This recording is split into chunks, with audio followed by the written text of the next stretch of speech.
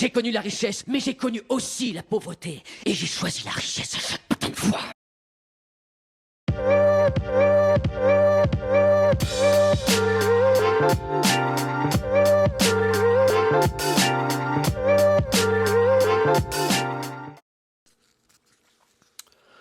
Et bonjour à tous et bienvenue sur la chaîne de l'Examen Crypto. Nous sommes le mercredi 25 juin 2025. Actuellement, il est 7h30. On va faire le point sur la situation du Bitcoin. On va regarder les news, on va regarder les indicateurs, on va regarder les altcoins. Gros programme. On va aussi regarder le calendrier macroéconomique. Allez, on s'installe et on démarre cette vidéo avec cette cryptomap qui est dans le vert. Ça fait plaisir. On a un Bitcoin qui pousse. Le Bitcoin qui est de retour aux 106 000 $. On va voir ensemble que on vient de valider encore un petit pullback hier. Bref, que de bonnes choses.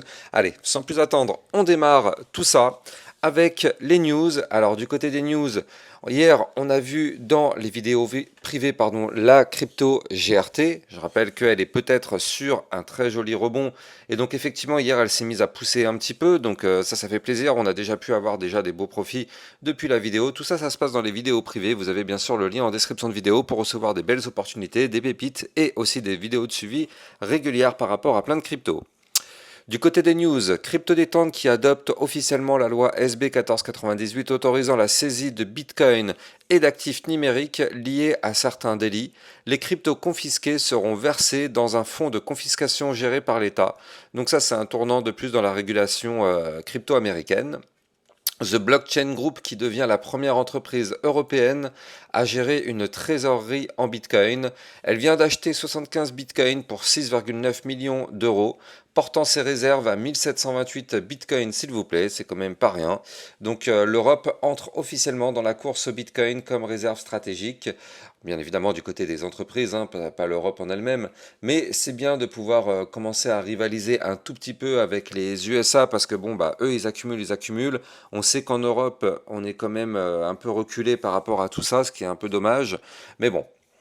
Le Sénat US s'attaque à la régulation crypto. En effet, aujourd'hui, on va avoir la sous-commission sur les actifs numériques qui tiendra une audience cruciale sur la structure du marché des cryptos. L'objectif, poser les bases d'un cadre bipartisan pour mieux encadrer le secteur en pleine expansion. Coinbase et Multicoin Capital seront entendus lors de cette session, donc ça risque d'être vraiment très intéressant. Pour ceux qui aiment la crypto XRP, sachez qu'hier midi, j'ai fait une vidéo sur YouTube sur ce token. Il y a eu peu de vues, c'est bizarre. Bon, je sais pas pourquoi. D'un côté, les vidéos du midi, je sais pas pourquoi je les fais, parce que, bon, en général, il y a très peu de vues, mais bon, c'est dommage, elles sont pour vous, elles sont pour vous aider. Bon, en tout cas, du côté des vidéos privées, on a vu hier aussi la crypto-monnaie Jasmy. On a fait le point dessus sur cette crypto pour voir si effectivement on pouvait continuer de monter ou pas. Donc encore une fois, tout ça, ça se passe du côté des vidéos privées. Le Texas vient d'allouer 10 millions de dollars pour acheter du Bitcoin, lançant ainsi sa réserve stratégique officielle en Bitcoin. Le Texas pourrait devenir le premier État américain à détenir du Bitcoin comme actif stratégique. Donc ça, c'est encore une étape historique pour l'adoption, hein. Ça fait vraiment plaisir de voir des nouvelles comme ça. Crypto détente qui nous pousse que Trump s'en prend violemment à la Fed. Trump traite Jérôme Powell de stupide et borné, l'accusant d'être trop lent pour baisser ses taux. Trump réclame une réduction de 2 à 3 points, affirmant que les États-Unis pourraient économiser 800 milliards de dollars par an, alors que l'Europe a déjà effectué 10 baisses. Les tensions montent sur la politique monétaire américaine. Toujours du côté des news, la crypto bientôt prise en compte pour obtenir un prêt immobilier aux USA. Bill Purtle, directeur de la Federal Housing Finance Agency, annonce que l'agence envisage d'intégrer les avoirs en crypto-monnaie dans les critères d'éligibilité au prêt. Donc ça aussi c'est quand même une bonne information pour révolutionner l'accès à la propriété pour les investisseurs crypto. Est-ce qu'on aura par hasard une baisse des taux enfin en juillet? En effet, Michel Bowman, membre de la Réserve fédérale, plaide pour une réduction des taux d'intérêt dès le mois de juillet, estimant que les tarifs douaniers actuels n'auront peut-être pas d'impact sur l'attendu, ça n'aura pas les impacts attendus sur l'inflation, donc un signal fort pour les marchés. Et un possible catalyseur pour le Bitcoin, alors encore une fois à prendre avec des pincettes, parce que Powell, lui, on sait qu'il est hyper réticent à baisser les taux, donc bon, D'ailleurs, regardez ce qu'il nous dit, parce qu'hier, il y a eu quand même un petit discours. Powell reste prudent, toujours aucune indication sur une baisse des taux. Jérôme Powell a réitéré sa position attentiste sur un discours préparé devant le Congrès en disant pas de feu vert immédiat pour une baisse des taux d'intérêt. Les marchés devront encore patienter, mais la pression monte avec la hausse des critiques politiques et les signaux divergents d'autres membres de la Fed. Donc, en fait, c'est lui le seul, j'ai limite l'impression que c'est lui le seul qui veut pas baisser les taux. Tous les autres membres de la Fed veulent baisser, il n'y a que lui qui veut pas. Trump pourrait signer un décret pour protéger les entreprises crypto. En effet, selon le Wall Street Journal, l'administration Trump envisagerait un décret exécutif interdisant aux banques de couper les ponts avec les sociétés crypto, mettant fin à ce que certains appellent opération Shockpoint 2.0. C'est quand même ça aussi très très très bullish, hein. Ça va vraiment dans le bon sens pour tous ceux qui sont dans la crypto-monnaie. Alors, Powell a pris la parole hier en disant que les banques peuvent aller vers la crypto, mais les taux attendront. Donc, le président de la Fed annonce que les baisses des taux continueront, mais au bon moment. Donc, ça veut dire que selon lui, on n'est pas au bon moment. Les banques sont autorisées à s'impliquer dans la crypto. L'inflation liée aux tarifs pourrait augmenter dès le mois de juin. Donc, on y est, hein, j'ai envie de dire, il faut accélérer un petit peu, hein, notre ami. Il ajoute que les USA ne sont pas en récession. Donc bon, au bout d'un moment, il serait temps qu'ils baissent ses taux parce que là, l'Europe baisse ses taux, il faut rester compétitif. Donc bref, on verra tout ça. En tout cas, sachez que vous pouvez suivre toutes les news et toutes les actualités sur mon Twitter officiel. Vous avez le lien en description de vidéo. Et vous pouvez rejoindre les vidéos privées si vous aussi vous voulez recevoir plein de belles opportunités. Hier, on a vu la crypto Jasmy et ainsi que la crypto-monnaie GRT. Tout ça, ça se passe en description de vidéo. On démarre l'analyse technique. Avant ça, bien évidemment, je rappelle à tout le monde que tout ce que je vais dire n'est en aucun cas un conseil financier. C'est à vous de faire vos propres recherches et n'oubliez pas que le trading de crypto-monnaie comporte des risques de pertes partielles ou majeures. On démarre avec le Fear and Greed Index. Bon, il s'affiche pas mon indicateur, mais c'est pas grave. On est actuellement sur une valeur, ah bah si, une valeur à 66, vous le voyez. Donc 66, on est toujours dans la cupidité, on est dans le vert. Donc ça, je vous ai déjà expliqué effectivement le fonctionnement de cet indicateur, hein, mais bon, là, ça commence à devenir effectivement un petit peu haut du côté des indicateurs, mais juste du côté du Fear and Greed Index. Attention, hein, ça veut juste dire que c'est clair que c'est pas tout à fait le bon moment pour investir. Fallait investir il y a quelques jours. C'est ça en gros que c'est en train de nous dire. Du côté du Bitcoin, effectivement, vous le voyez, hein, c'est vrai qu'il a raison cet indicateur parce que c'était ici qu'il fallait investir. C'est pas maintenant. On a déjà eu un pump d'environ, je sais pas combien, si on prend le bottom là d'il y a 3 jours, 3-4 jours, on a déjà eu un pump d'environ 8% sur le Bitcoin, ce qui est quand même assez colossal, hein, vous en conviendrez, parce que Bitcoin, il faut pas oublier que c'est la première crypto la plus capitalisée au monde. Donc bon, forcément, un plus 8% en l'espace de 3-4 jours, c'est quand même juste un mouvement gigantesque. D'un point de vue du Bitcoin, qu'est-ce qui s'est passé? Bah, souvenez-vous, hein, je vous avais expliqué la métaphore de l'élastique. Souvenez-vous, je vous avais dit que là, on tire l'élastique vers le haut. Enfin, pardon, on prend un élastique, on tire vers le bas et on lâche, et bien ça monte. Et bien regardez, là on a pris l'élastique, on a tiré l'élastique vers le bas, on a lâché. Qu'est-ce qui se passe? On est allé chercher le haut du range, on a cassé ce range par le haut, donc ici à 105 050, on a cassé ce range par le haut.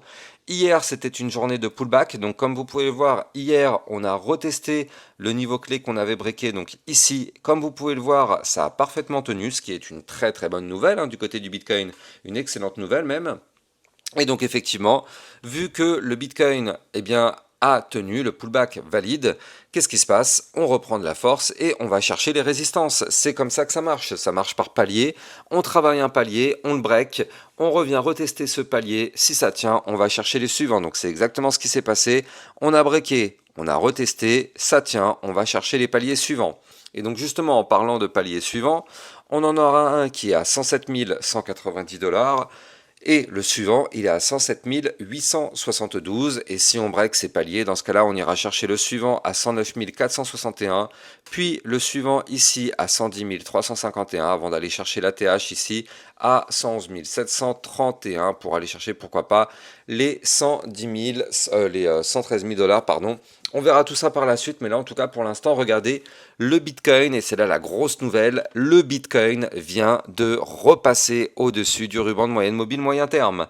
Et ça, s'il vous plaît les amis, c'est quand même une grosse information, parce que je rappelle que quand on est au-dessus du ruban de moyenne mobile, bien évidemment, on repasse haussier. Donc là, ça veut dire quoi? Ça veut dire que le Bitcoin est en train d'essayer de reprendre une belle configuration haussière, donc on est au-dessus du ruban de moyenne mobile, c'est une excellente nouvelle.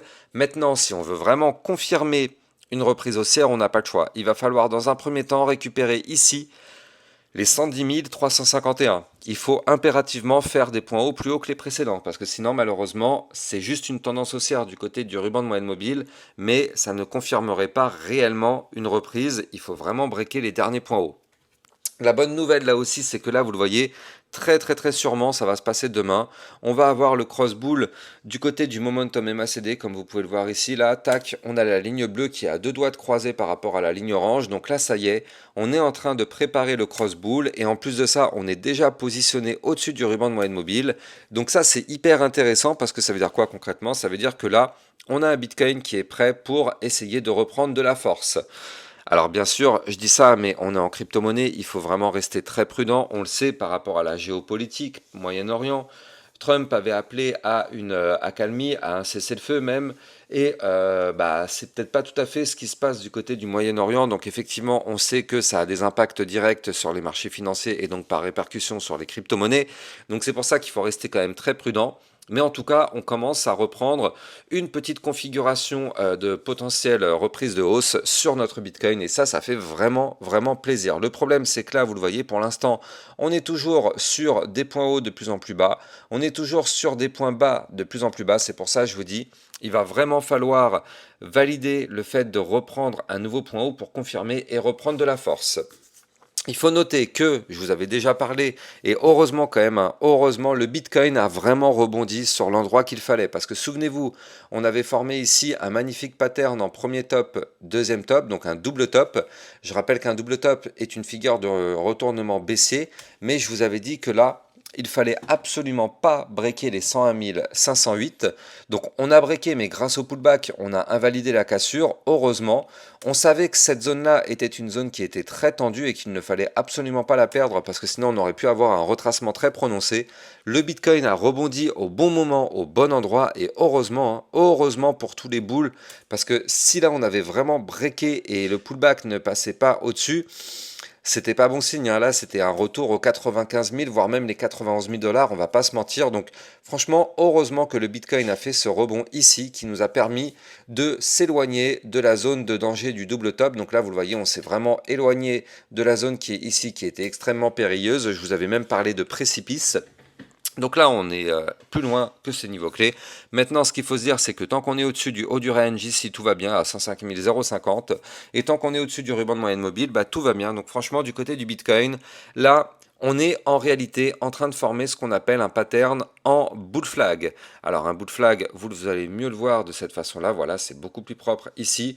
On a le mouvement entrant qui est haussier, on a le retracement. En général, ce type de pattern pète par le haut pour prolonger le mouvement entrant. Donc là, bien évidemment, on est en train de former cette belle configuration. On passe du potentiel double top à un bull flag. Donc vous le savez, en crypto-monnaie, ça va très vite, hein. C'est le marché financier qui va le plus vite. Il faut vraiment avoir les reins solides, hein. On peut passer d'une configuration extrêmement haussière à une configuration extrêmement baissière en quelques heures, mais on peut aussi passer d'une configuration baissière à une configuration haussière en quelques heures aussi. Donc effectivement, c'est ça les joies de la crypto-monnaie. On est dedans pour ça, pour le meilleur et pour le pire. Là, en ce moment, ça va, ça se passe plutôt bien, donc tant mieux. Mais on sait aussi très bien que d'une seconde à l'autre, s'il y a une news très mauvaise ou si effectivement il y a de la géopolitique qui se dégrade, on pourrait très bien passer dans le rouge instantanément. Donc prudence extrême, encore une fois, je ne le dirai jamais assez. Alors, là, on va regarder ce qui se passe maintenant du côté des altcoins, parce que là, du côté du Bitcoin, pour l'instant, ça sent plutôt bon. Et donc, on va aller checker, bien évidemment, notre Ethereum. Donc, l'Ethereum, qu'est-ce qu'il nous fait? Hop là, tac. Je rappelle avant de continuer que là, si vous voulez trader les crypto-monnaies, vous pouvez utiliser mon lien de parrainage Binance en description de vidéo. Ça vous permet d'obtenir un bonus à vie sur vos frais de trading. Et surtout, ça vous permet de trader sur une plateforme enregistrée PSAN auprès de l'AMF. N'hésitez pas, vous avez le lien en description de cette vidéo. Donc là, qu'est-ce qu'on a du côté de cet Ethereum? Eh bien, on a ici une réintégration. On a une réintégration du range en venant du bas. Donc, souvenez-vous, hein, on avait une target qui était ici. La target, c'était le bas du range à 2440 $. Il fallait absolument réintégrer. Oui, mais problème, au-dessus du range, on avait une résistance. On avait une résistance à 2465, comme vous pouvez le voir ici. Et donc malheureusement, qu'est-ce qui s'est passé? On a réintégré le range en venant du bas, donc ça c'est bon signe, mais on s'est directement cassé les dents sur la résistance. Mais c'est pas grave, on a quand même fait une réintégration du range en venant du bas. Donc ça reste quand même plutôt une bonne nouvelle.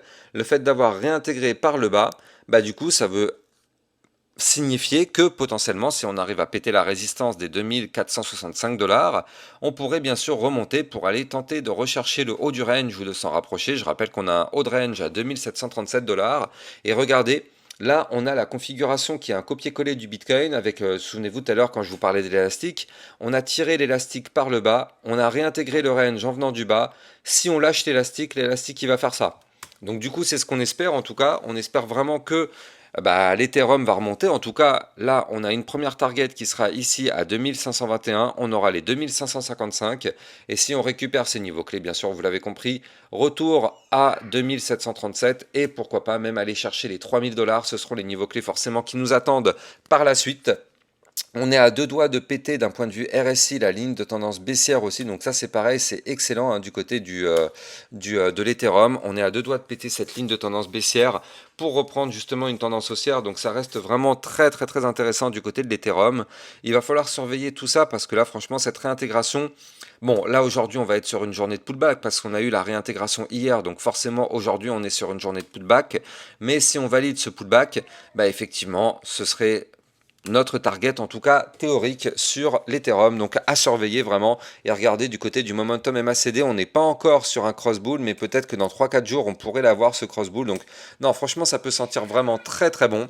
Je rappelle que si vous voulez aider ma chaîne YouTube à être mieux référencée, vous pouvez mettre un like, un commentaire, partager au maximum. Et n'oubliez pas de vous abonner pour recevoir tous les jours 1, 2 à 3 vidéos concernant le Bitcoin et les altcoins. Et surtout, activez bien la petite cloche sur YouTube, comme ça vous êtes sûr de recevoir les prochaines notifications de mes vidéos. Et surtout celles qui sont envoyées le midi. J'ai l'impression que le midi, vous ne recevez pas les notifications parce qu'il y a peu de gens qui regardent les vidéos le midi. Explique-moi d'ailleurs pourquoi, parce que du coup, il faut que je sache si je dois continuer de faire des vidéos le midi ou pas. Mais voilà, en tout cas, si vous activez la petite cloche, vous serez vraiment notifié. Je vous souhaite de passer une excellente journée. Je vous dis à plus tard. Bitcoin, Ethereum, you know the drill. Lost it all but came back with the skill.